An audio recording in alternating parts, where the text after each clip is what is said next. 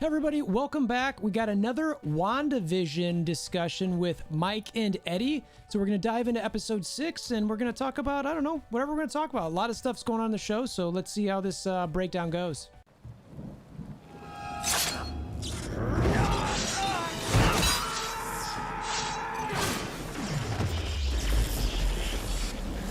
Bring me Wolverthor!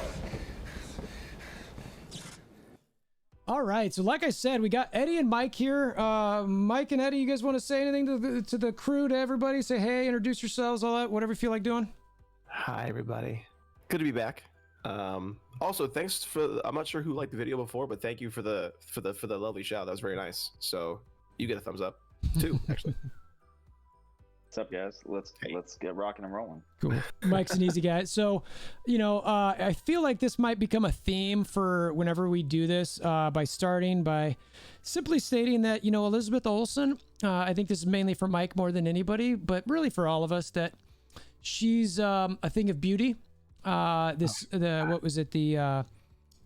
was her outfit she called it? The Sokovian fortune teller? Yeah. Which is her old school, like, comic costume, which is pretty cool.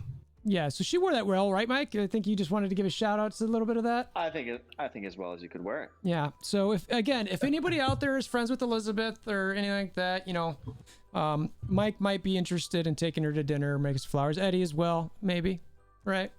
I'll let Mike go first for sure. Yeah. Mike seems to be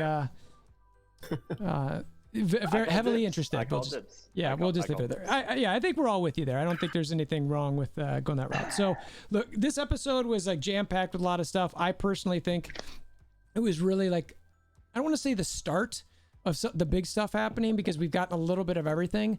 But, you know, if the rumors are true, and I don't even know if the rumors, might be confirmed, but that the next 3 episodes are an hour each, the way this episode ended, which we'll get to eventually, really set everything up. And like, for me, the first things that I started really noticing at the front end of this is setups like when Hayward was talking about, he said, when this nightmare will end. I really kind of caught on with that. And just the fact that he's tracking Vision. Like, what the hell's going on with this guy? Like, I know we talked about him last week, but from this episode, did you guys get any more kind of like, all right, this is where I'm leaning with what's up with this guy? Mike, you want to hit that? Go ahead. With Hayward, the dude reminds me of, and I think we discussed this last time, he reminds me of Alexander Pierce in Winter Soldier. He just gives off that vibe of like somebody you just cannot trust, who's in a higher official kind of status. I do not know what he wants with Vision's I can't think of the word right now, his vibranium body. I don't know what he wants. It's intriguing that he wants that, though. I don't know, you know.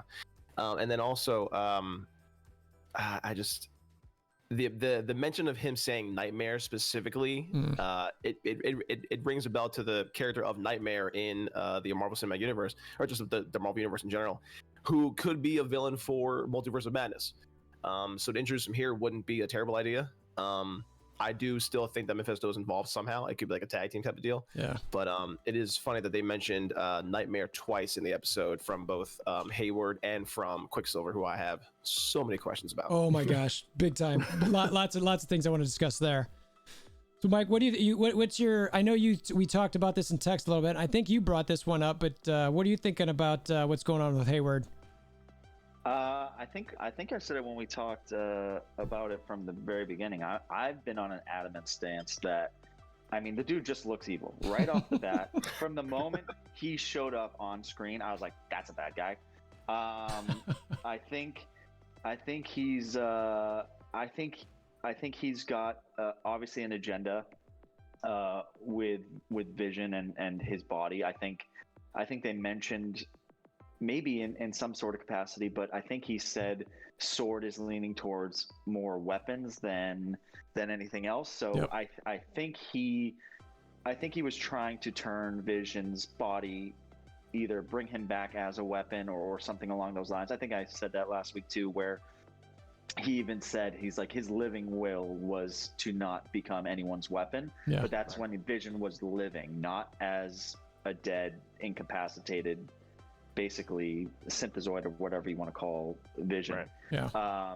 But I've said it from the very beginning. I think he's bad. He may be like another character in disguise. I think we talked about that maybe briefly. I think he's got something under his sleeve. If he's just another bad head of a military, U.S. military thing, then that's what he is. But I don't trust him one bit. I don't think he will come out of this series as being a good guy at any point. And if he does, then he's the best. Shame on you. Yeah, I mean, I don't remember, one of you guys mentioned that there was some loose theory out there that Ultron was involved with him, and that maybe he was some sort, and I struggled with understanding it completely, just the fact that he seems human. But there was a point in one of the episodes where when Wanda came out of there, when she brought the drone out, she made this comment where she said, "And nobody will ever take anything from me again." And she looked straight at him, like the same way like when she lost her brother in Age of Ultron. And I was kind of like, Mike, so that really, I was like, man, okay, like that could be interesting. And then the whole idea of, him using, Vision or wanting Vision for God knows what, but yeah, it seems to be lining up for some sort of weapon use, which, like you said, like either way, it ends up being he's a bad guy. So yeah, I'm definitely wondering about what his end game really is. We'll see, but yeah, I know. Yeah, no pun intended there, right? But yeah, there was another part where it comes in a little bit later where, like, and I guess we'll talk about it when it comes to the end of the show, but like the decaying vibranium is something that I want to touch on later a little bit, but mainly based on what happens at the end of the show. So, after that, it kind of jumps into, like, obviously there's some stuff going on with the kids, with Pietro, and I feel like a lot of this that we can talk about really is revolving around Pietro.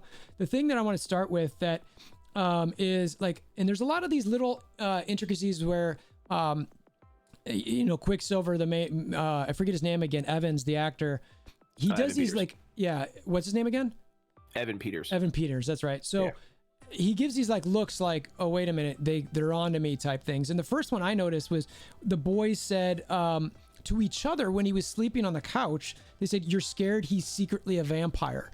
And the way the camera angle was, it was like he immediately popped up, was like, "Hey, what are you guys doing?" And it was kind of like, okay. And then it just moves on like it was no big deal. And there's a couple other things that kind of happen about that.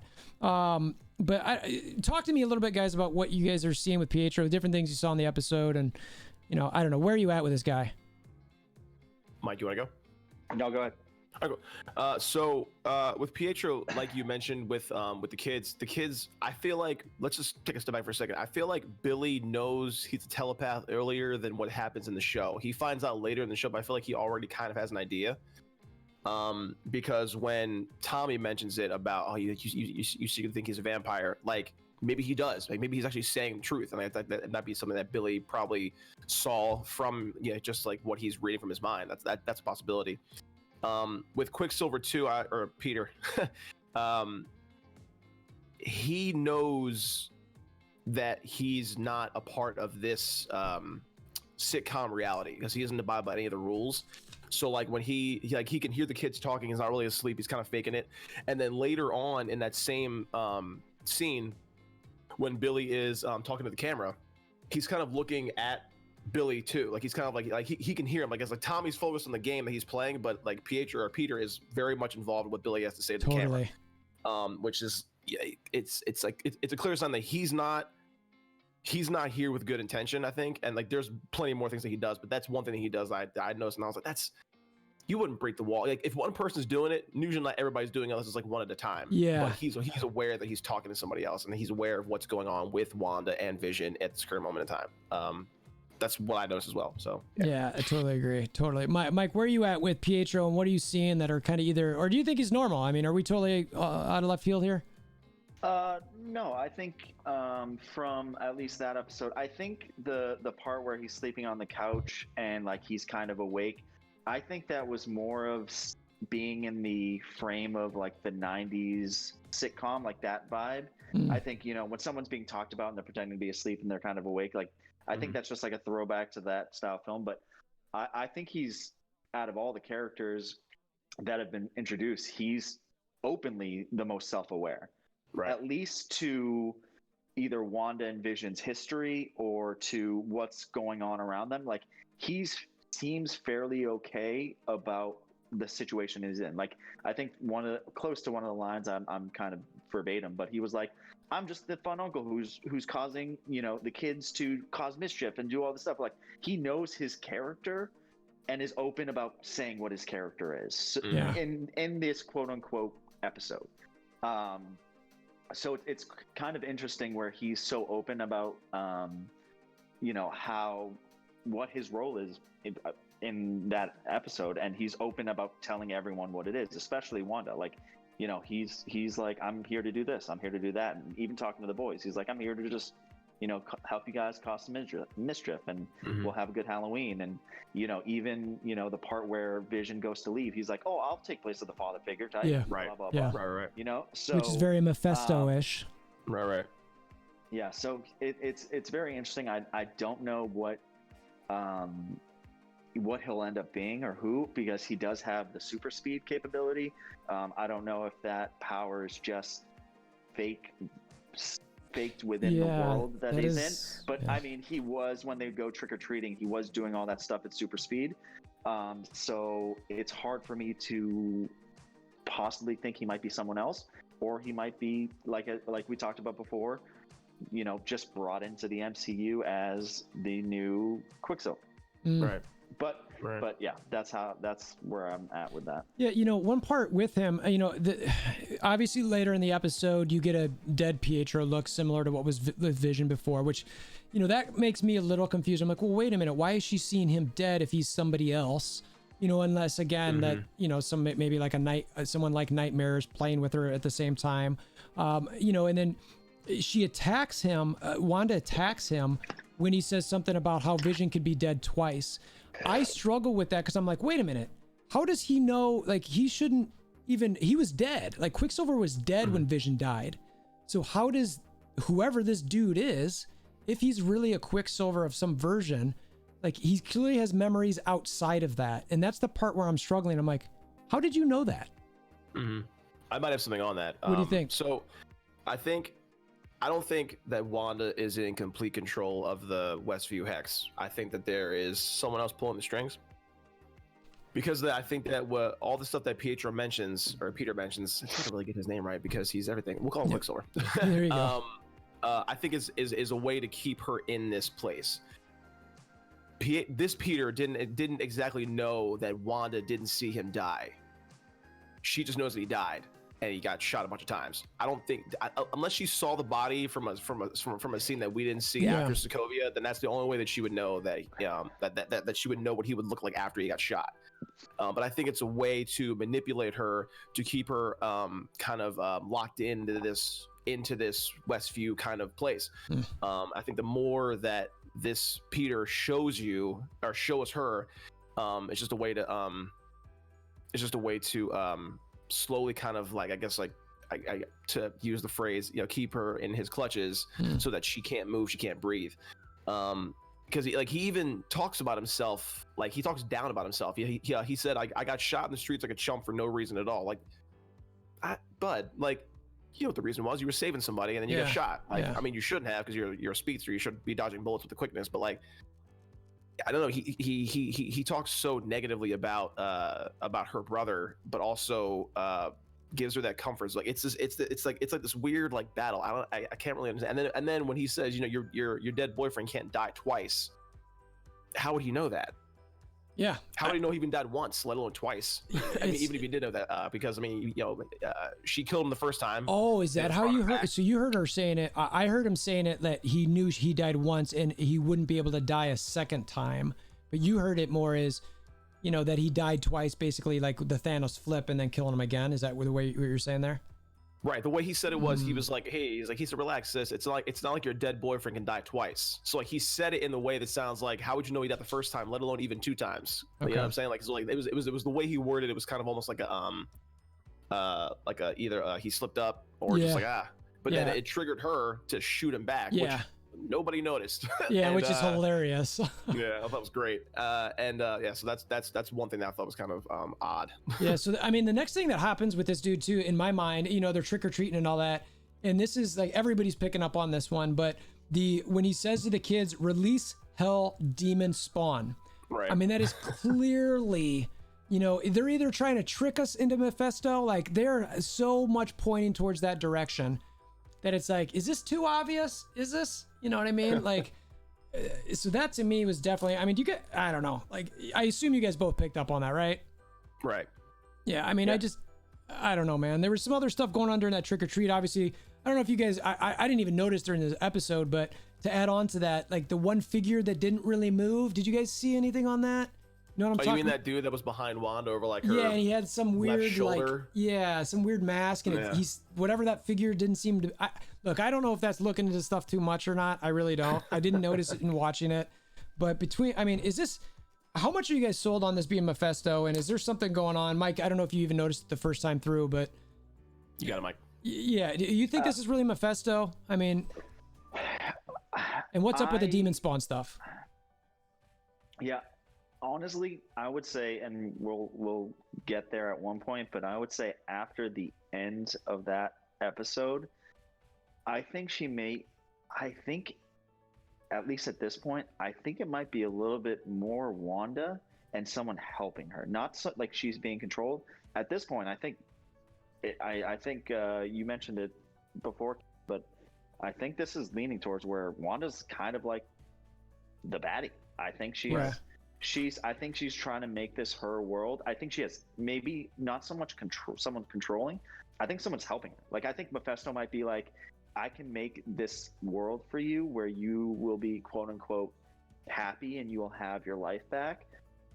But I think it's like a give and take situation. Like, I think in order for her to have, and it's only because of the end, because and we'll get there. But as soon as the end happened, I was like, this isn't someone doing this. Like, she is doing this. Yeah, at clearly, this point, to make it beneficial for her. Like, she, you know, and then, but that being said, in terms of like the demon spawn stuff, if she is being helped by Mephisto, you know, he's like the devil or hell or however you want to put it. Like, it is that world. So I think it might be hand in hand, but I think at least after that episode, I'm thinking more and more that she's more evil or becoming more evil than we're led to believe.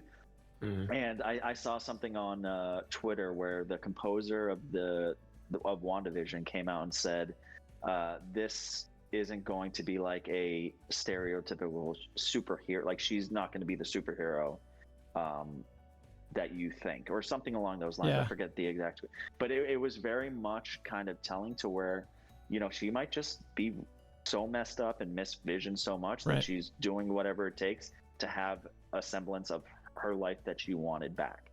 Mm-hmm. I could see that. I could definitely see that. I mean, she's obviously lost a lot in her life. She lost her brother. She lost her parents before that. Then she lost Vision. It's just like, and given all her exactly twice. You know, so and she was like a radical with her brother before this, and she helped Ultron. Like, she was a bad person. Yeah, like she was a bad guy. She like almost took out the Avengers by herself. Yeah. Right. So, you know, who's not to say, you know, she's not a little bit bad, which isn't a bad thing. It's just a new route, which should be interesting. Yeah, you know, I mean, her turnaround. Sorry. No, go ahead.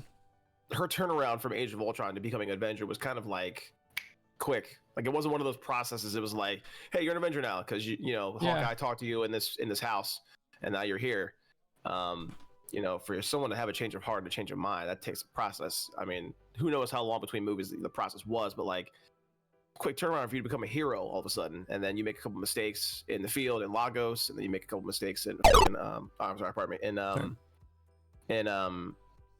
Civil War, and it's just like, you know, you're slipping, trying to what feels like trying to maintain a good guy personality, or a good person personality, and you're just struggling with it. Even at the end of Endgame, you know, she was raging, man. She was about to take Thanos out. The rage in her, that was one of my favorite moments in the entire movie, where she's just like, that's the best. He's like, who are you? She's like, oh, you'll know. You know, and she was about to destroy him, and he literally was like, take all the guns on the ships and just point them down. You know what I mean? So it's like, bring down Hellfire. Yeah, and I think that was the last time we saw her before WandaVision. You know what I mean? So it's outside of the funeral. That was it. Oh yeah, outside of the funeral. Yeah, and at the lake. You know what? I forgot all about all that. So I try to put that out of my mind. I know. I'm not gonna lie to you. When I play Endgame, like whenever I watch it, I stop the moment Tony snaps. So I can't watch this movie anymore. Good. Yep, thanks. Just don't want it to end. So it's interesting, and I do agree with you guys in that something's going on with her to potentially lead to a baddie. But what interests me is like, and I got this from the show again, she's definitely still trying. She's clearly trying to question Pietro Quicksilver. To figure out like what he knows or what's going on. Like the one I was thinking about is, where she was trying to just ask about history and he just deflects like, this is your reality. You've created this Shangri-La, which by the way is a throwaway to Vision and something he created of a perfect reality, I think, or something like that in the comics. So, there's definitely, I can't figure it out, but when you just see her constantly kind of questioning him. So I don't know if, I do agree that I think ultimately something's happening with her becoming a bad villain of some sort. But, I also wonder if it's, either she's chosen to not remember that someone's helping her or she just doesn't know. And, in all of these scenes, we're kind of talking about the trick-or-treating scene because so much happened there. Did you guys notice that Frankenstein Herb, every time like he was saying, oh, now everyone's getting silly string, now all the candy's happening, he was actually saying that before it happened? Did you guys pick up on that? Like how is that possible? Like I saw him like, I'm confused here. Like, and I didn't think about it till after, but is he there with Sword or is he tied with whatever's happening in this whole place? How would he know that early? Mike? Go ahead. He seems like the one person who is very aware of the Westview hex. Like the scene when Wanda has Monica in her house and Vision's outside talking to Agnes and Herb, and Agnes shuts him up before he can say anything. It was like, what were you about to say, bud? Like he was right there, and one more word we would have been like, what? And then when Vision sees Agnes in her car and she says dead multiple times, which is almost like a flashback to episode 1 with was her name Dottie? Is that who that was? Or the woman and I want to bring that up later, by the way. Right. Dottie. It felt like Herb might have said. It felt like he was probably going to say dead in that moment, but she stopped him from saying anything. And then with Vision having that moment with her, that's what it was. That's when it was released, essentially. Okay. But that's just my take. That's what I'm saying. Yeah. Okay. Yeah, I thought it was. I noticed that right off the bat too. But then I thought about perhaps it was like a gimmicky part of the sitcom that they're in at this point, where it's like now they're doing this and then they do, I don't know if it was okay, all right, like Maybe. What I mean, like it was kind of like a possible reference to that time and those shows. But I definitely noticed it right away. Definitely thought it was weird. And the other thing too, at the very end when he's kind of done, like almost like saying exactly what they do every time. Yeah. Right. He does go to Wanda and he's like, is there anything I can do or change? Like he almost was like, almost very similar to what Agnes has done, where she like, do you want to do another take, or like, is there anything you want me to find, or something along those lines? So he's definitely a weird character to me. I thought he was, I don't know how much similar to, they do this very well, because the part where he, in that same episode you're talking about, Eddie, where Vision goes to talk to them, and him and Agnes are talking, Vision sees him and he's supposed to be trimming the hedges and he's just cutting into a wall. Weird. Like he had a glitch almost in the Matrix sort of thing, and he acted like it was like no big deal, which makes me think he's very similar to all these ancillary characters where he's being controlled by Wanda to like do stuff, and sometimes it just goes off the rails. It's very similar to in this episode where Vision is going into that dead neighborhood and this woman is just putting the same thing over and over, back and forth, and like slowly crying. So creepy. Like it seemed like he was like cutting hedges and then he just glitched. Excuse my language. Glitched, and that was it. So it does seem like he's integral because him and Agnes seem like they talk a lot when they're around. But I also think he might just be part of that world that Wanda's controlling. Yeah, right. You're right. It's interesting. Now, shortly after this, and we've talked about this a little bit, there's probably the weirdest commercial that they've had in the entire show with the claymation and the shark and the Yo Magic. I mean, personally, I'm like, and I jumped around. I think you guys shared this a little bit, but one of the things the shark says is, he used to be, I forget exactly how he says it, but he basically used to be weak until he ate up on Yo Magic and he was fine. And then he tried to give the Yo Magic to the kid who couldn't open it. And then eventually, if he didn't feed on the Yo Magic, he died. So to me, that's like a throwaway to something's going on with Wanda's. Like, if you can't feed off of her magic or feed, you're eventually going to die. So all of these people are truly in some sort of pain. That's what I took from that. But that was probably the weirdest commercial we've got yet. And I think maybe the most symbolic. I don't know. I mean, do you guys have any takeaway? It was just so weird. I wanted to bring it up and get your guys' take. I want to do one quick step back. Sorry, Mike, go ahead. Yeah. No, go ahead. Go ahead. I want to do one quick step back to when Vision was walking through the neighborhood. Yeah. That scene felt like, to me, you ever like watch a show, doesn't matter what it is, and you kind of wonder what the characters that aren't on screen are doing? Yeah. You ever had that thought? Yeah. That's what that felt like to me. It was like, because Wanda's not there with them, the show doesn't happen. Yeah. You know what I'm saying? So like, because she's not there, they're frozen in time, and until she's actually active, that's when they can come alive and be part of the sitcom reality. That's what that felt like to me. Because like, I always wonder what characters that were on screen, like what they're doing when they're not on screen. Where are they? As an actor, obviously you're just sitting in your chair waiting to go for your next shot. No, you're going to the bathroom, you're eating, that they don't show, right? That's exactly. They don't show that kind of stuff. But that particularly always got it was like, oh, that's what they're doing. They're just standing there. Yeah, and there was a joke about where the kids have been, like, where are all the kids? And it's like, oh, I wonder if they were just off screen somewhere. Right. It's almost like I was gonna say, it's almost like an extra waiting to be told to walk down the road. Right. And they're just like, but also they're So it was definitely a creepy part, especially seeing, like I said, that woman trying to put that ghost up over and over, and then tear comes down, and then her husband behind her is just nonstop picking up and down a pumpkin. It was definitely creepy. I was creeped out for sure. Yeah. No, I totally agree with you guys, and there's some parts I want to talk about with Agnes and his Vision walks away and all that, but and we don't. I mean, do you guys have anything on that commercial at all? I just wanted to bring it up and see. I don't think there might be nothing there, but I don't know. Did you have any overarching thoughts that I didn't have on it? I thought the commercial was cool because it was definitely like a throwback to like those Goga commercials, or like like those claymation commercials that were super like ridiculous. I liked it, but then it creeped me out at the very end when the kid just like slowly dies. Yeah. It's a little weird. It was definitely weird. I was like, what the hell? What's going on right now? I think we talked about the last time how basically every commercial is revolved around Wanda somehow, whether it's her memories or stuff she's done. Yeah.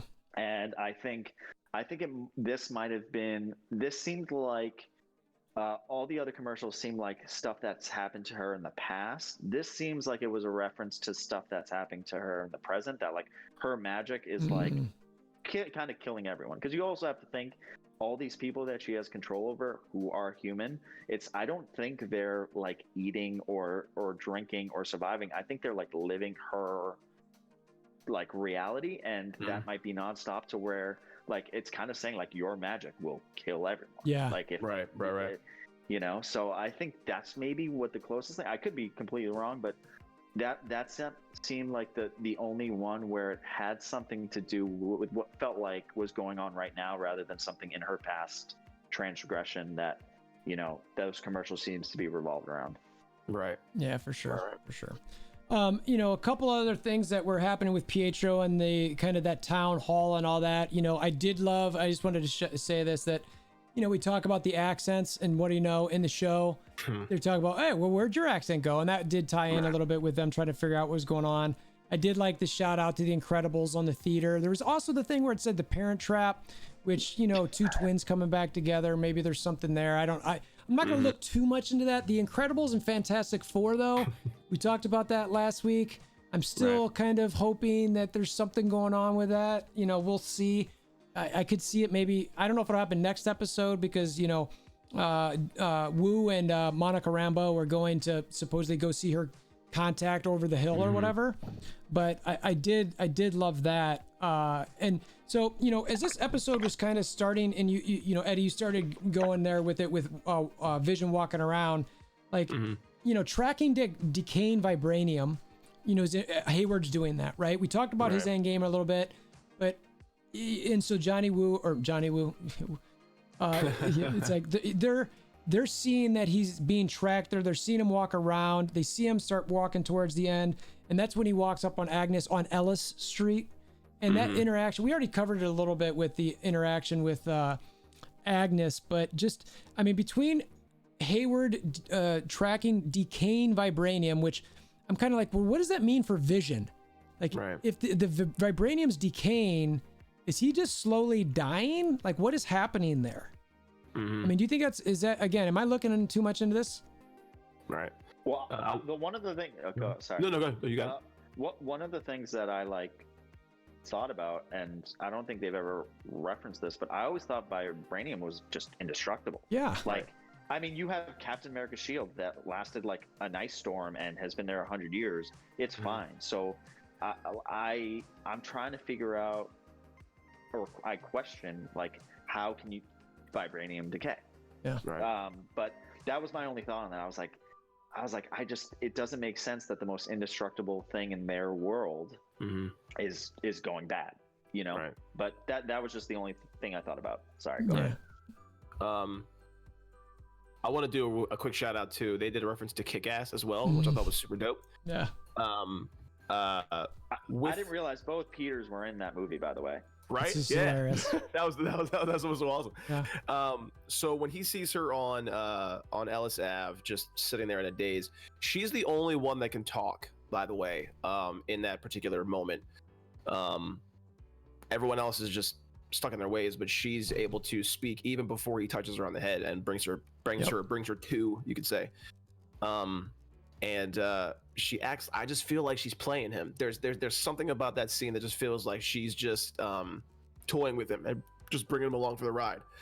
The Ellis Ave I thought was pretty cool because it could go two ways. The president in Iron Man 3, I think his name is Ellis, I believe President Ellis, and also it was reference to Ellis Island, which we discussed last time, how the 4 snaps that Thanos, well, the 2 snaps that Thanos had, Hulk, and then Iron Man had, caused like a similar kind of like cosmic energy.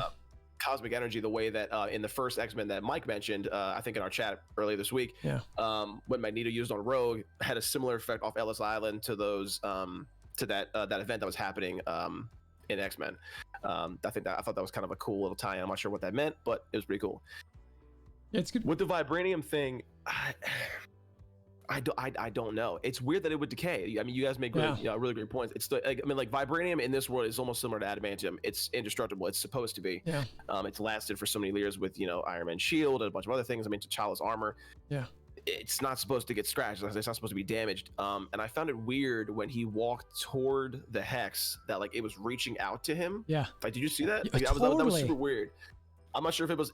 I'm not sure if that was like telling it to walk towards them, or I'm sorry. I'm not sure if it was telling it to walk towards it, or for it like to keep him away, because like it was. I mean, it was pulling him back once he got through it. Yeah. But it was almost like reaching out to like pull him through to make him. It was just. It's like he couldn't exit. Like, and I had a note that I wanted to talk about that he was literally, not only was it pulling him back, but he started disintegrating when he exited the hex. You know what I mean? And I'm like, he's clearly got some conscience to himself. There's something there consciously, but like if everyone else who went in and out of the hex, like they basically got thrown out, right? Or, they went through. Now, I don't know if, now that I think about it, like the only other person we saw that came out was Monica Rambeau, right? When she got thrown out by Wanda. So maybe you can't leave the hex unless she lets you. And maybe that's what it was. Or I was also thinking that, okay, this dude is clearly disintegrating. Maybe, he's got to stay or he dies. And that's part of it too. I don't know. That's what I think. I'm not sure if Mike, if you agree too, but I feel like because he's a figment of Wanda's creation, he can't leave without her. Like because she can boot everybody else out, she made him technically, and I feel like she can't let him leave because he needs her. It's this weird kind of like just back and forth battle. I'm not sure what you think, Mike. What are your thoughts? Yeah, I think the way he was Abe being almost like fighting to get out of there, it almost like my thought on that, especially because there was parts where like the pieces of him were getting sucked back in. Oh yeah. Is that I potentially believe this hex, this world, is actually what's keeping him alive. Like what gives him like a life force. Like, you know, he needed the Mind Stone before. I think this is almost like his body's version of the Mind Stone, where if he's in there, he's a functioning, you know, a person. I'll call him a person. But once he leaves there, it's because he was in pain. Like as soon as he started getting pulled out of there, he like curled up into a ball and was like dying. Yeah. And then once he got back in, it seemed like all was good. But I think those two go hand in hand. And also maybe that's like I said, if there is someone controlling Wanda or working with Wanda, the concept of is I'll keep Vision here with you as long as he doesn't leave, sort of thing. So it might be like kind of his own prison, you know? Yeah. And it might be also the reason why his vibranium is decaying, because it's in a maybe a world it's not supposed to be in, or like whatever energy field it is not meant for vibranium. I'm not sure, but it was definitely a cool scene, definitely weird, interesting, but it's one of those things to where also Wanda didn't realize that he was trying to escape. The only way he found out is when I forget, Billy was one, was like, I can hear Dad, he's in trouble. Yeah. And she was like, where is he? Yeah. Like, it's one of those things where it seems like she can't keep an eye on Vision at all times, which I find interesting, because if she is controlling Vision being around, she would know at all times. Like she didn't even know that he wasn't on the neighborhood watch. Yeah, I was gonna bring that up. Right. There's something missing there. So it's an interesting dynamic to where, you know, she's creating this for them, but she can't. And I feel like she can somewhat control him, but not control him at all. But yeah, it's got to be. I think this possibly is like this hex is like a hex that keeps Vision alive, and he has to be in there to stay alive. But I thought it was a very cool scene that once he was out of there, he didn't ask for help. He was like, these people need help. Like he wasn't even thinking about himself. He was like, there's a bunch of people in here, you need to help, rather than, you know, whatever else is going on. I thought that was a pretty cool scene where, you know, it was very Vision-like, where he just, you know, it was like very superhero-like. Like his first thought was to be like, we need to help all these people in here, not like, get me out of here, sort of thing. But it was, I will agree to that. And you also said earlier that, you know, like whoever's controlling Wanda, if she is being controlled, there is give and take. You know, I'll give you this, I'll give you Vision back, but I need you to do this for me. Like you can only have him under these circumstances. Like I think like you mentioned earlier.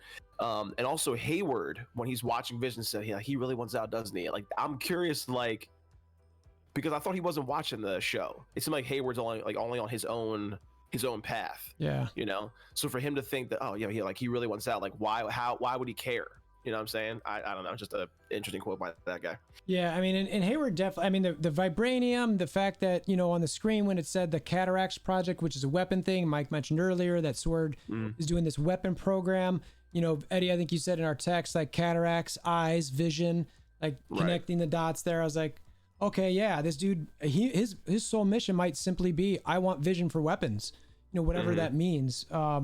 So yeah, it's like in Watchmen. It's like in Watchmen, the Dr. Manhattan Project or the Manhattan Project. Yeah, it's like yeah. We'll see how that shakes out. So, you know, obviously, also real quick, I want to know. I want to also note real quick before we move on. When Vision jumps out of the hex, the Mind Stone is still here, right? Totally gonna bring the same thing up. Yep. Go ahead, you got it. No, I just think it's like you've said it. You know what I mean? It's like, what's up with that? Like, he's got a Mind Stone. He's technically in reality, right? Our version of reality, and it shows up there. But, you know, so I'm like, well, wait a minute. Is whatever's pulling him back the Wanda reality or the hex?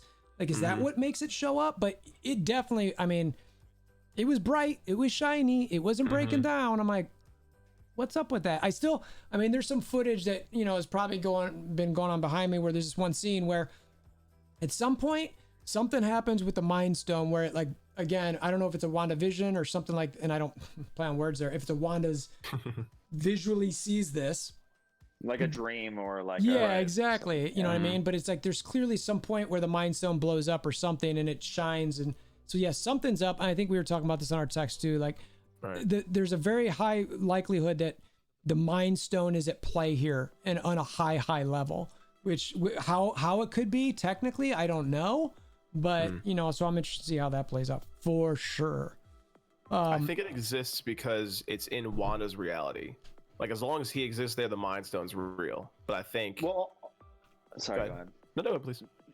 No, I was just gonna say also too, when Vision transforms himself to different bodies, whether it's human or whatever, I think that's his, like, putting the form of himself that he wants, you know.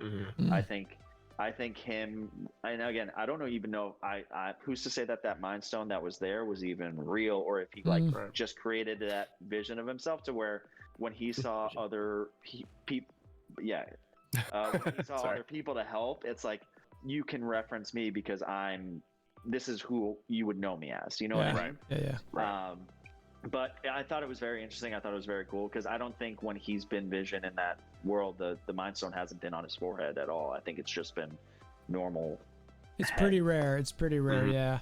But yeah, definitely cool. So as we're obviously he's you know, working his way out of the thing, and then what happens next we'll get to. But before we get there, you know, Monica's cell's changing. You know, I my comment is becoming photon. Is this how? To me, and this is really my big reveal in our discussion here is, you know, obviously this hex expands shortly after this. You know, we already know Monica's, her going back and forth within that thing is changing her cells. You know, is it a mutant thing? Is it a photon thing? Obviously, she's had a couple different characters in the comic. You know, and there's this one point when her and Jimmy Woo were like fighting. It's really slight, but when she like knocks out the dude, she like looks legit surprised, where she's like, how'd I do that? You know what I mean? So I think there's definitely something happening where she's getting strength. You know what I mean? And something's happening. And this is, like I said, this is my, like, I mean, spoilers already. Obviously, you're watching this. You know, I hope you watched episode 6. But like, so then, you know, as Wanda hears from, you know, Billy that this needs to happen, and she becomes Scarlet Witch, where she just like explodes, her eyes turn all red, and the hex just like starts expanding. You know, I think what's potentially happening here, or is gonna happen, is a reverse House of M. So to me, you know, because we know the MCU does its own thing.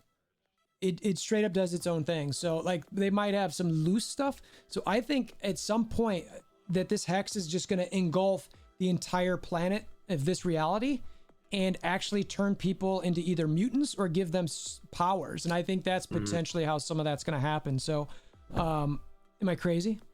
What do you guys think? I want to give a quick shout out to James Woo for being the next Coulson. Like it feels like every episode like he surprised me with something amazing. He deserves a spinoff. Get it, Randall Park? Yes, dude. He come up of the week right now. How can I put this? Okay, so when Monica got blasted through the hex, she went through twice. She got pulled in the first time, they got blasted the second time. It's weird that she would survive going through 1, 2, 3 walls and then going through the hex wall before getting shot out of there. Unless she already had a mutant gene in her in some way, shape, or form, maybe from Captain Marvel. I have no idea what the animosity is there. That might be something to look into. But I mean, the shock on her face when she did that was kind of like, whoa, I didn't know that was going to happen. Like, I think because I think, didn't Wu start it? I want to say he did. He jumped one dude, and then she started fighting, and then I think Kat Dennings just sat there being like, what is happening? Yeah, which is hilarious.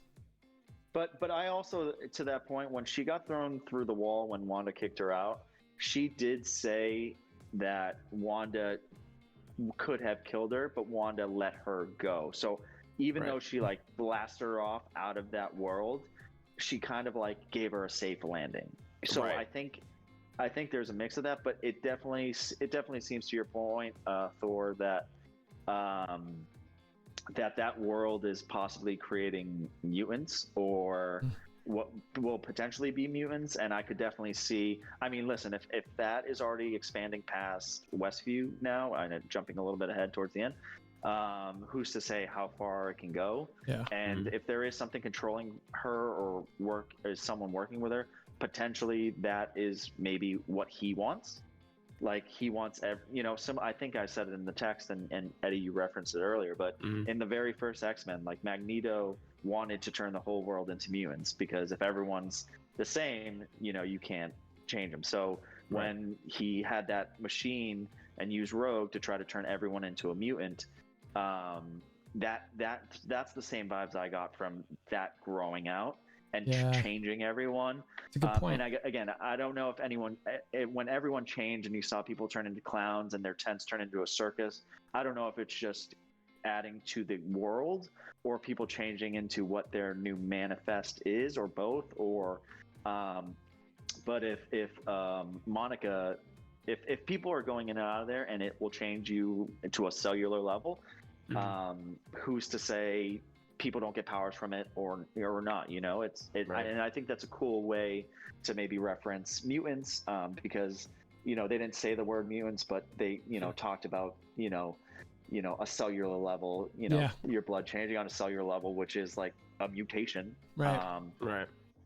So it should be interesting to see, but it could be very well, it could just be Monica becoming Photon and everyone else just turns into a clown or a funky character on the show. True. Well, and Pietro does say he's got the XY chromosome. Just want to throw that out there. I was going to say that too. Yeah, is that where you're going, Eddie? Sorry.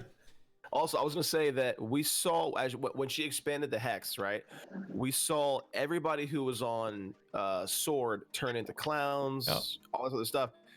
But we didn't know what happened to Darcy. She got pulled in and she was like, oh, fudge. And like, we have no idea what she turned into. Literally the next thing I wanted to talk about. Totally right. Yeah.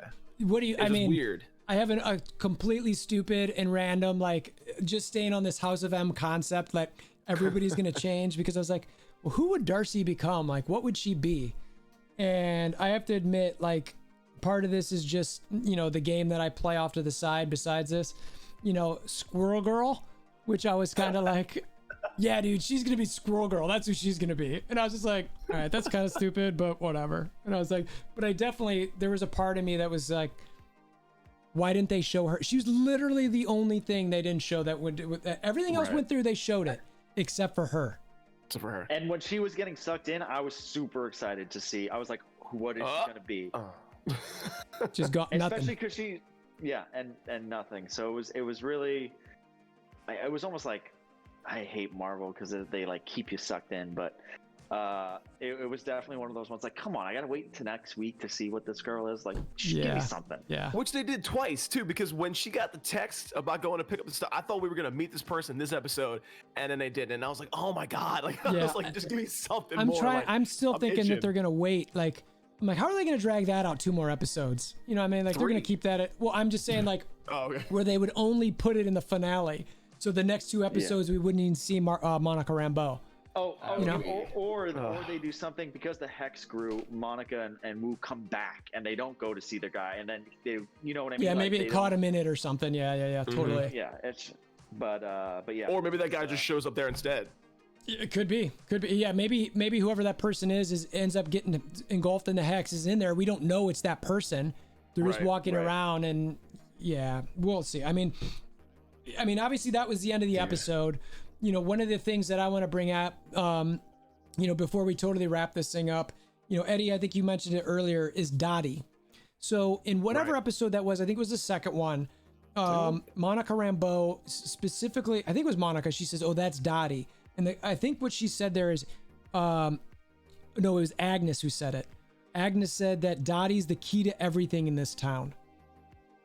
So, So I totally forgot about that, and I was like, wait a minute. And Dottie hasn't been around at all since then. But you see her pop up in the trailer I keep watching on your screen there. She pops up and she's like smelling like roses. Like, I'll have to keep an eye out for that. I mean, is that the only other scene she's in besides that scene where she has all of the women there and she's basically bossing them around? That's the only I remember, and was those 2 scenes. Yeah, but is the scene that you're seeing, is that in black and white or is that in color? It was in color. It was in color. Interesting. Yeah. Yeah, I'll have to look at that. I mean, there might have been another cameo for her at some point. I mean, I'm wondering, again, am I stretching here? Am I like, We're all stretching here. Yeah, I know, right? It's like, well, and again, I think when you guys mentioned it last time we did this, with that basically, that's what's fun about this show right now, is that we have a week in between episodes. We literally can like overanalyze every little detail because we just want to know what's going on. So, and to me, that was something that crossed my path in the last week or so, where I was like, Dottie, what's up with Dottie? Like, she was supposed to be the key. She was like this ruler in the group, and like now she's just gone. And Agnes was the one who said it. I think it was Agnes. Yeah, it was Agnes. But when they were going over there. It was also one of those things where that episode, for that genre of episode, like they always had that like woman who like ran the group. So I don't know if it like, again, she could just be a very ancillary character where she could be true. Basically plays like just a crappy woman who everyone kind of hates or is scared of. Yeah. And she may return and come back, but I mean, she was only in, I think, that one episode, and then I haven't seen her since. So I don't know how important she is, but she very well could, come back and be that similar role. But if she is important to it, they're doing a good job at hiding her, at least until the very end. Yeah, right. So what else did we not cover in this episode? Anything else you guys want to touch on? There was one thing I noted that I saw and actually looked around. I looked up. When Agnes is talking about Ralph, their anniversary is June 2nd, right? I wrote this down. Which is the same day as the Salem witch trials years ago, which actually in the comic books is how Agatha died. Okay. That's a weird little like, oh, okay, that's a fun little fact. Like, okay, cool. So I found that kind of odd, but because that little like necklace, like pendant thing that she wears in the first like few episodes isn't in this one at all. I don't think it was in the last one either, if I'm correct. She's only worn it, I think, that one time, if I'm remembering. It was the first two black and white episodes. She had the same sort of style. I think it was one was a necklace and the other was like a pin, or it was definitely in her wardrobe. Yeah, she had it in the color episode when she was talking to Herb at the wall. She had it there too. Yep, I remember that and one. After that, I just never saw it again. That's all. I was curious about that. Go ahead, Mike. Sorry. No. I definitely, Ralph needs to be shown. I think there's definitely something specific about Ralph. And then I think we talked about separately is kind of, this was kind of doing a throwback of what all these characters used to look like. Like Wanda had her throwback costume from the comics. Same with Vision. And she was dressed as a witch. Yep. Right. So if she if Agnes is Agatha, like everyone is kind of theorizing, her being in a witch costume is fairly interesting. And I think Ralph is definitely, someone that is going to show up finally, because they reference him way too much to not show him.